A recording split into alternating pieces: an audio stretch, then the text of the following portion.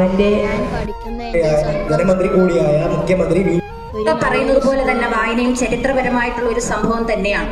ലോകത്തെല്ലായിടത്തുമുള്ള മനുഷ്യരുടെ ജീവിതാനുഭവങ്ങൾ ക്ഷേത്രമുണരുന്നു വീണ്ടും കബന്ധങ്ങൾ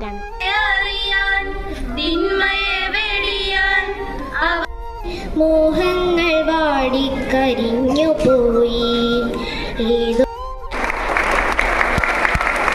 നല്ല കുട്ടികളായി വളരാൻ നിങ്ങൾക്ക് കഴിയട്ടെ എന്ന് ആശംസിച്ചുകൊണ്ട് നിർത്തുന്നു.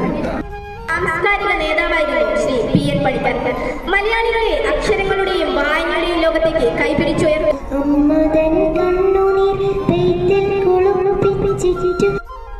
നമുക്കൊരു വായനക്കൊരു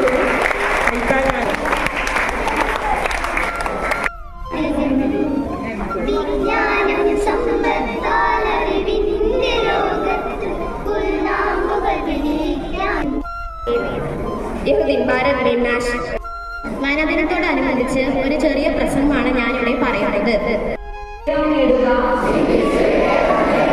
എന്നത് എന്റെ ജീവിത വ്രതമാക്കുമെന്ന് ഞാൻ പ്രതിജ്ഞ ചെയ്യുന്നു. അറിവാണ് എന്ന ബോധത്തോടെ ഈ സന്ദർഭത്തിൽ കുഞ്ഞുണ്ണി മാഷുടെ ചില വരികളാണ് ഓർമ്മ വരുന്നത്. വായിച്ചാലും വളരും, വായിച്ചില്ലേലും വളരും.